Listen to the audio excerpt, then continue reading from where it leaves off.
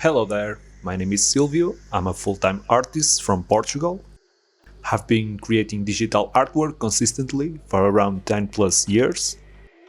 This is the first time I post a video with my voice on my channel, and I must be honest, it feels very strange to me talking to a mic alone in my room. Anyway, I hope my current 270 subscribers are still here. Well, first of all, let me introduce you to my creation process of static artwork. I usually start with DAWs, where I use a 3D pre-made human character. Then I create a pose for the character or use a pre-made one and I tweak it until it matches my idea. And if I'm happy with the results, I'll export it to Blender, where I start building the scene, ambience and environment. The final steps are always my favorite, which are color correcting, painting and line work. When I reach this final part, the line work, I need to choose if I create extreme line work or just a normal version. Well, this could be a topic for another video. As you can see right now, I'm creating the scene around the character on Blender. This is a tricky part, where I need to think one step ahead and start to define clearly in my mind what's the result I want to achieve. Usually, in this step I try to keep it minimal. It's important for me to nail the foundations well first. When adding my line work and colors, it will be much easier. If I start adding too much things at the beginning, during the 3D process, I might get in trouble down the line. As you can see, I'm creating a torus and duplicating it. I like to do this way because I can brighten the character all around without the need for me to create lots of different light sources. And I duplicate this torus if I need to and add different colors to the emission. The trick here is to hide the torus or the object that is emitting light from the camera. Just go to the object options, the yellow square. Go to ray visibility. You need to have cycles for this, don't forget. And deactivate camera on the options inside ray visibility. When defining the extra elements of the scene, I like to use Blender Kit plugin as a source for inspiration. And because how streamlined the interface is. For me, creativity needs to have a certain flow. If I spend too much time looking for the right object online or I start sculpting it, I might lose the interest to pursue my initial idea. And I deviate from the initial objective, which is to finish the artwork and deliver the message. Lots of times I use anything that I think that would match the effect I want to achieve. This kind of jewelry armature works fine for the job for now, but I need to tweak it a little bit more and see what I can achieve.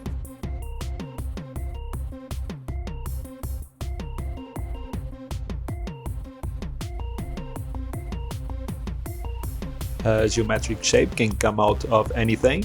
In this case I wanted a dome around the character, so I searched for a small sphere with holes. I think that one was intended to be a decorative object for some architectural 3D project or something.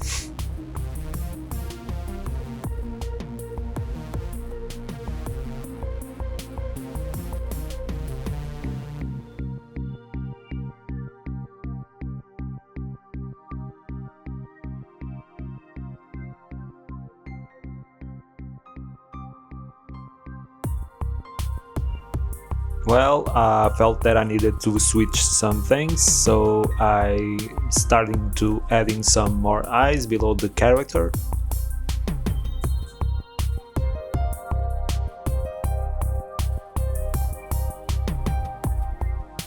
At this point I'm just letting my intuition guide me. I'm placing the eyes randomly around the character. And in terms of coloring and light, I feel the piece is looking pretty good for now.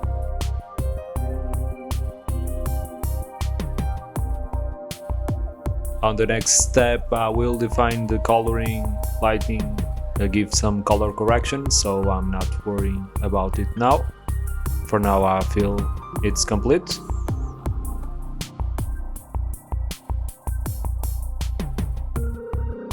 And the 3D part is done. Now I'm clicking on render, and let's see how much time is remaining for the render to finish.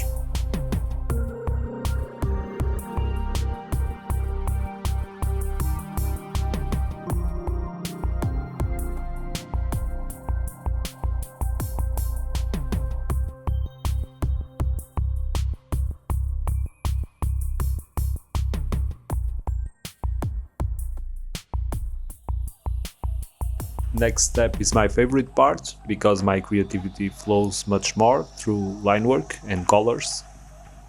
For now, I'll just chill a little bit and check some social media. Oh, and by the way, talking about social media, if you are new to this channel, please consider subscribing and drop a like. Hopefully, it will help me reach 300 subs by the end of the month. Now for the last and of course best part, I just import the file into Photoshop. Usually I render it on a big resolution, around 5 or 6,000 pixels, 600 dpi. This helps me future-proof my work. For example, imagine that the client wants this artwork printed on a large dimension canvas for his room. So this way I don't need to go back to the file later on and retouch it at a better resolution.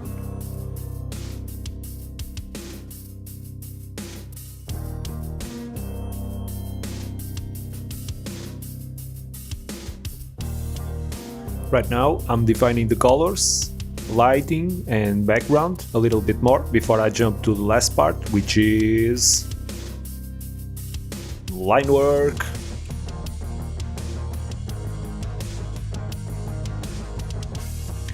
At this point, after all these years, I have no doubt the smudge tool is my favorite tool on Photoshop. I simply love this tool. Well, as you can tell, this is the part of the process where I have the most fun. Now it's just a matter of going all in with extreme line work or finding a balance with my lines. When I say extreme line work, I refer to the quantity of lines I create. Sometimes it's important to step back and think about what's the final message I want to deliver. Usually, when I want to express a more energetic or vibrant piece, I go all in with line work quantity. In this one, I think I'll just keep the quantity of the line work as a medium level, so the background can breathe a little bit more, and hopefully the natural light above the character can give a more ethereal and calm feeling to the viewer.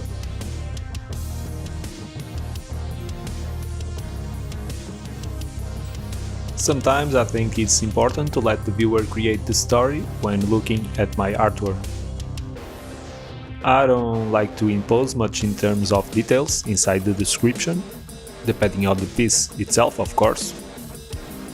Usually, I create a short poem with hints that will help the viewer position itself when looking at the artwork, but it's not mandatory, of course.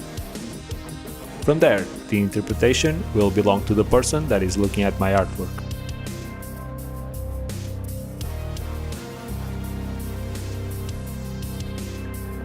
We all have different experiences, so, even to me, if I look at another artist's artwork, that same artwork can mean different things if I look at it in different parts of my life.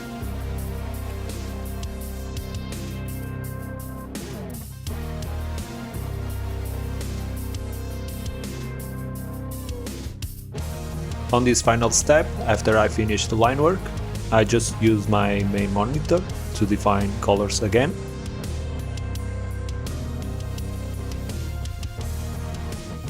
In this part of the process, if I find any minor error that I need to improve with light and contrast, I just use my mouse to fix it.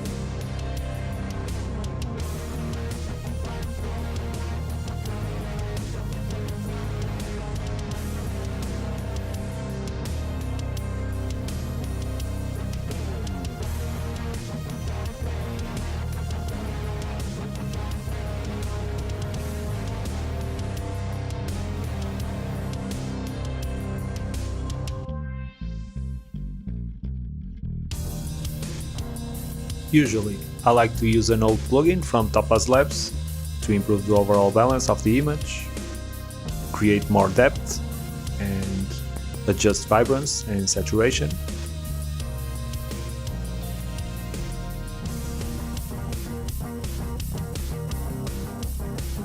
Adjusting the balance of the colors again, apply a little bit of sharpening, maybe tweak here and there the shadows, create a little bit of depth, and it's done.